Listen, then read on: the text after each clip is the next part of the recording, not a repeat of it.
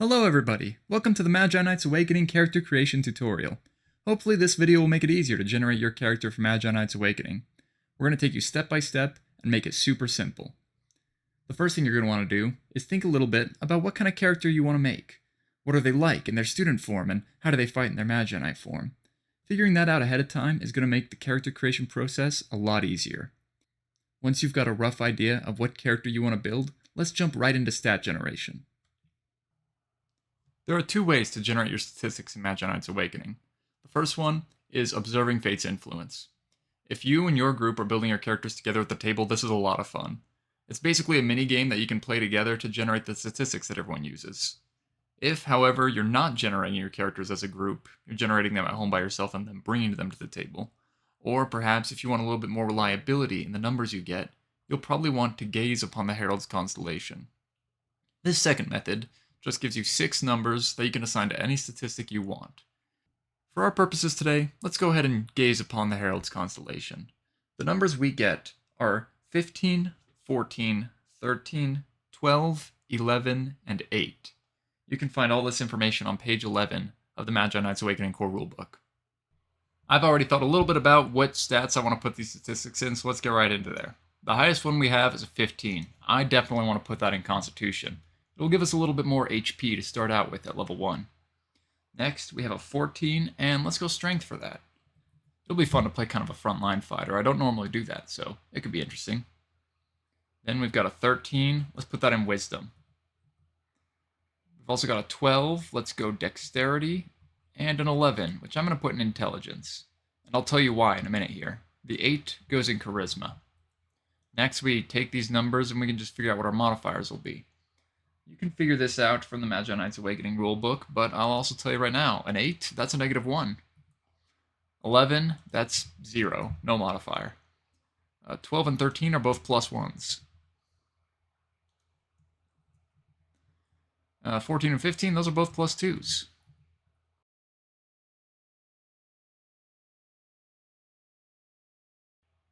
Once we've got all the stats filled in, let's move on to the student type. For that, we can want to scroll down here to the student persona part of the sheet. That's on page 2. If you flip to page 19 of your Magi-Knights Awakening core rulebook, you can see a list of all the student types and what they do. I want to try the creative student type. Now, each student type has some requirements, and to be a creative student, you need to start with at least an 11 in both Intelligence and Wisdom. So fortunately, we meet both of those requirements.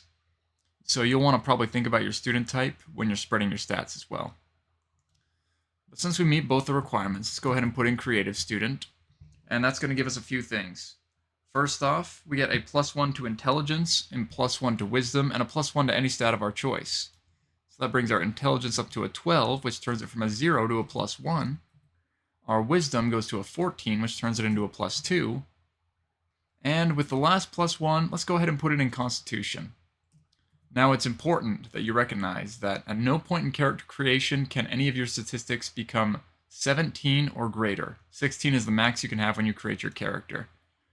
Fortunately, we can still benefit from the 16 and get a +3 to our Constitution. That's our max Constitution at level 1, so that's amazing. Now let's go back to the student persona character sheet. And we'll want to put in our student ability. The creative student gets Artistic Vision.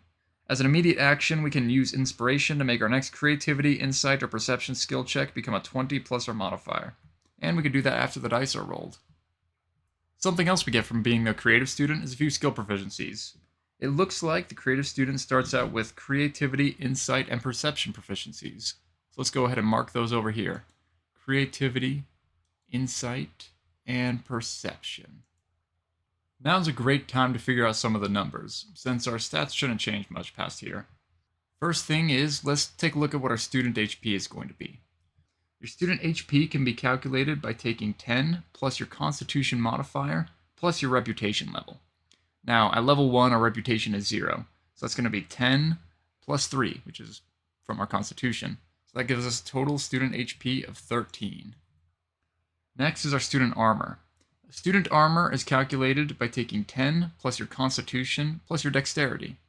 For us, that comes up to 14, and your student armor can be found on the student persona character sheet. Next, we've got student move. That is pretty much 30 for everyone. For our student attack, we're going to take our proficiency bonus plus either our strength or dexterity, whichever one's higher. For us, that'll be strength, so that'll be a +2.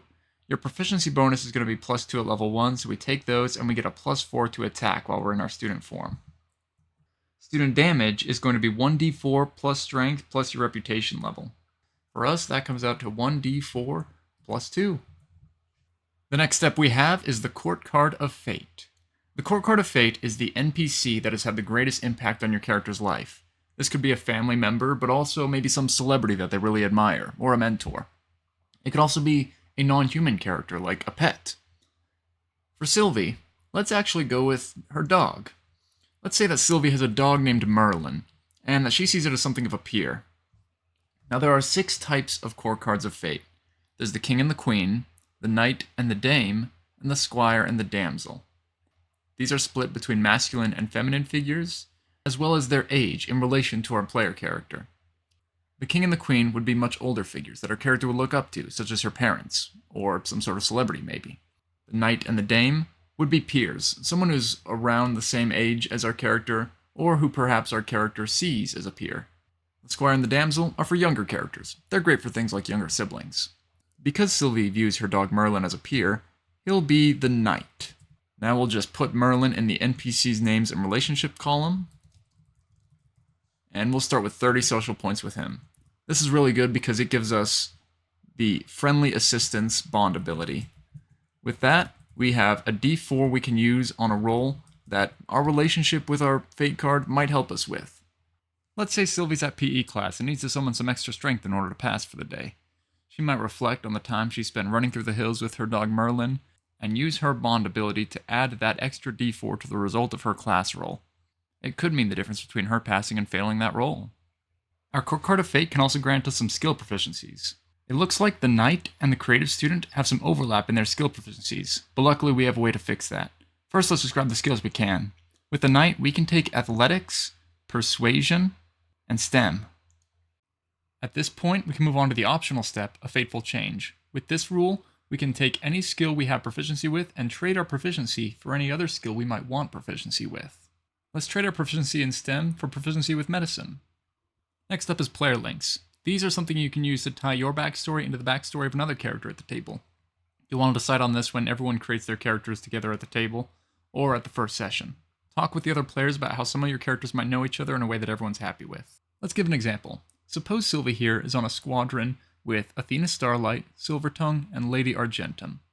We'll pick one of these characters and form a player link with them to think about how they might have known each other ahead of time.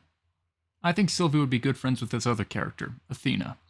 I would approach Athena's player and say, hey, I think Sylvie and Athena would be a great player link. Can we say they knew each other in grade school? If Athena's player agrees, then great. I'll gain 6 social points with Athena Starlight and an extra mundane gear item. That's from the link bonus we chose, Friend from the Past. You can find a huge list of all the potential link bonuses on page 25 of the Magi-Knights Awakening core rulebook. Once you've chosen your player link, make sure you write them down in the Squadron member column here. I'll gain 6 social points with Athena Starlight. For the extra mundane gear item we get, let's go with a notebook. Friend from the Past also gives us a Shard of Solidarity, so let's write that down in the Shards of Power section. As an extra bonus for choosing this player link, during our first day, we can't gain stress points until the end of our free time phase. I'll make a note of it in the notes section. On page 27 of the Magi-Knights Awakening core rulebook, you'll find a section called Significant Bonds in Your Backstory. Obviously, Merlin the dog and Athena Starlight aren't going to be the only 2 people in Sylvie's life, so this section will help us fill out the other people that she might have connections with. I've taken the liberty of filling in Silvertongue and Lady Argentum's names right here, because we'll need them here. Now we get 1 treasured bond, 1 important bond, and 2 deepening bonds. And each of these bonds gives us some social points that we can spend with NPCs and Magi-Knights in our squadron. Let's start with the treasured bond. The treasured bond gives us 10 social points we can spend with an NPC, and 10 we can spend with a Magi-Knight, who have 9 or less already. For the NPC, let's say that Sylvie has a younger brother. We can name him Blaine. He'll start out with 10 social points, and we can give the 10 social points to Athena Starlight, since she doesn't have 9 or more social points yet, so that'll let us start out with 16 with her. It makes sense to give some social points to Sylvie's parents, so let's say that her dad has the important bond. The important bond gives us 8 social points with NPCs and 5 with Magi-Knights. So Sylvie's dad starts out with 8 social points, and we can give the 5 to Silvertongue. Now we have 2 deepening bonds. Let's give the first deepening bond to our mom. That'll be 5 social points for an NPC. And for the Magi-Knight social points, we can give 2 social points to Lady Argentum. The last deepening bond, let's give to a friend from school. Let's call him Carlos. Maybe he sits next to her in class. 5 social points for Carlos. And we're actually out of Squadron members to give social points to. But luckily, we can exchange unused or unwanted social points for Gloom Gems at a 1-to-1 ratio. So we can just add 2 Gloom Gems up here. Now all we've got to do is fill in our starter gear. In addition to the notebook we got earlier, Frost Peak Academy students start out with a school uniform, a backpack, and 1 mundane gear item of our choice. Let's go with the plastic flashlight. The student persona is done. Let's do the Magi-Knight persona now. The first thing in our Magi-Knight persona that we should decide is our magic style. Your magic style describes how your magic is used, and it also determines what spell paths we have available to us. So take a look at the table on page 31 of the Magi-Knights Awakening core rulebook to make sure you're choosing a magic style that grants you access to the spell paths you want. I'm taking Shaper Magic since it grants me access to Barrier and Transformation. Each magic style also tells you which stats you can use for your magic ability modifier. That's the stat we use to cast our spells with. Shaper lets us choose any one of our mental stats, so let's go with Wisdom since it's the highest. This magic ability modifier is often referred to MAM for short. Now we can calculate our spell attack and DC. To get your attack, you'll take your proficiency bonus, which once again is +2 at level 1, plus your MAM. Our current Wisdom is a +2, so that gives us a +4 to our magic spell attacks. Your spell save DC is 8 plus your proficiency bonus plus MAM. That comes out to 12 for us. After that, we can go back to the first page and calculate our mana. To calculate your mana, first you want to take your level plus your MAM plus your reputation level, which at level 1 is 0. This gives you your mana coefficient.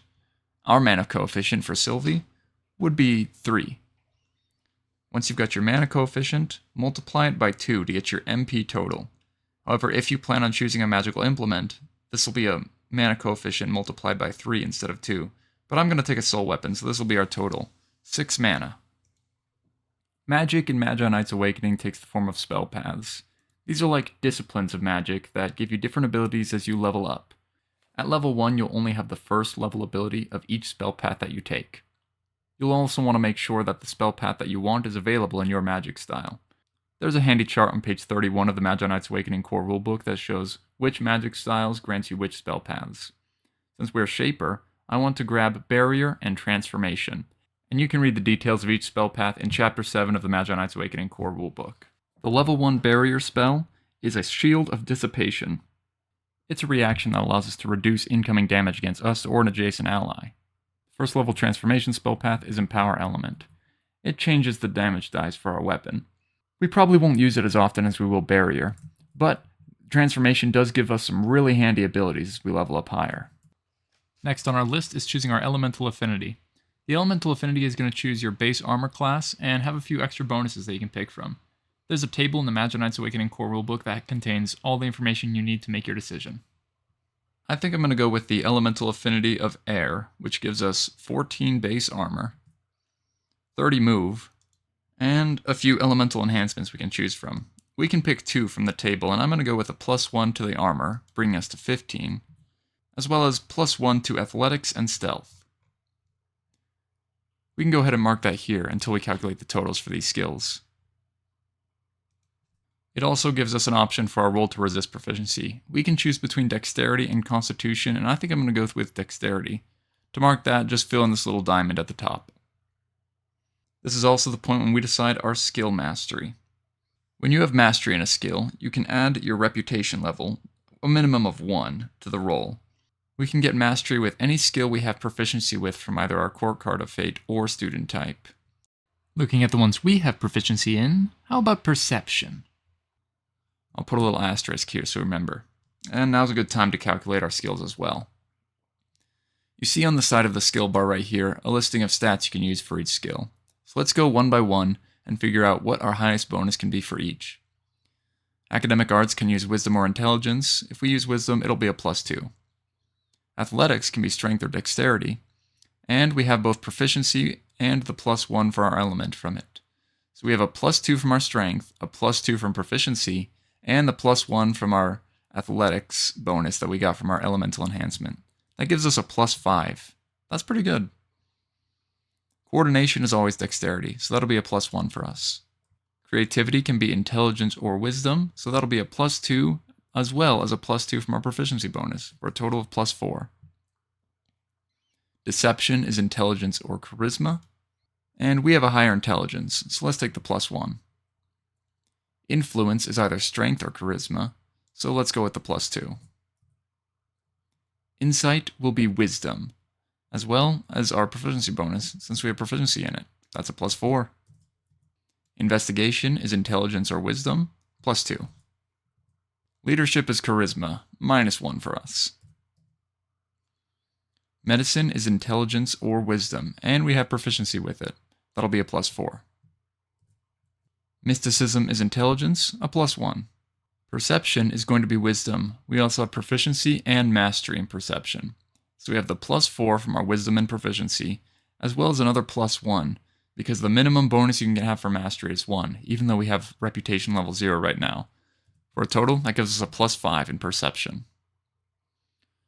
Performance can be used with any stat depending on what you're performing. I'm just going to put a little asterisk in this box so we don't make a mistake when we're calculating it. Persuasion can use intelligence, wisdom, or charisma. Our highest is wisdom, and we have proficiency, so that'll be a +4, but you should note that when you're in a social encounter, you might make an intelligence or charisma persuasion roll, even if wisdom is your highest. So in those scenarios, it's best to calculate it on the fly. Purity uses either wisdom or charisma. That's a +2 for us. Stealth is dexterity with our +1 from having our elemental enhancement. That brings it to a +2. And then finally, STEM is intelligence based, so that's just a +1. Now let's choose our soul armament. On page 36 of the Magi-Knights Awakening core rulebook, you can see a table with all of the soul weapons available. And on page 37, there's a different table with all the magical implements available. Both pages list all of the weapon and implement qualities that these weapons and implements have. So you want to read through those, because they'll probably have a pretty big effect on which weapon you want to take. I want to take the Defender's Massive Weapon, and let's flavor it as a really big sword. The Defender's Massive Weapon has the massive, staggering blow, and two-handed qualities. Our attack bonus is going to be our proficiency bonus plus our strength, so that'll be a +4. And it says that this weapon has a damage die of 1d12, so we'll add our strength to that as well, for 1d12 plus 2. The Defender's Massive Weapon also has a 10-foot range. I'm going to put that here. Now is also a good time to pick a name for our Magi-Knight persona. As a student, she's Sylvie, but let's play off of her air elemental affinity. As a Magi-Knight, her name can be Zephyr. The last major decision we have to make is our combat form. On page 42 of the rulebook, you can see a list of all of the combat forms available. There's 10 combat forms in the base game, so read through all of them and see which ones you like best. I think for Zephyr, it'd be fun to take Purgation, since she has that massive weapon. With Purgation, we get a bonus action. Whenever we're wielding a two-handed melee weapon, like our Colossal Sword, we can deal our Strength or Dexterity modifier times our Reputation level, minimum 1, to each part or unit of one adjacent enemy, horde, or swarm. That means we can, as a bonus action, just deal 2 damage to every piece of a horde. That's pretty good. I also recommend writing down some shorthand form of what your combat form does if you're new to the game, so that you can remember. Your Magi-Knight HP at level 1 is 10 plus your Constitution modifier. This will increase pretty quickly as you start leveling up. For us, that comes out to 13. And with that, we're nearly done. Scroll through your character sheet and take a look to see if there are any open spaces. I see here we haven't filled out the interests, strengths, virtues, and weaknesses for Sylvie. So let's write a few down. We already established that Sylvie likes the outdoors, and that she was a bit of a daydreamer. We'll say that she also likes to write stories, and, well, she loves her dog. Let's go ahead and just put dogs on here as well. Virtues, I think patience is good. For strengths, let's go teamwork, as well as reliability. And here's another virtue, how about integrity? I think that's pretty important. And that's everything. If you follow the book step by step, you should be able to get a character made without too much issue. But if you do have trouble, there are lots of people who are willing to help. I hope this video made it a lot easier for you though. And if you have any questions, just leave them in the comments below. Thank you so much for watching and have a fantastic adventure. Until next time!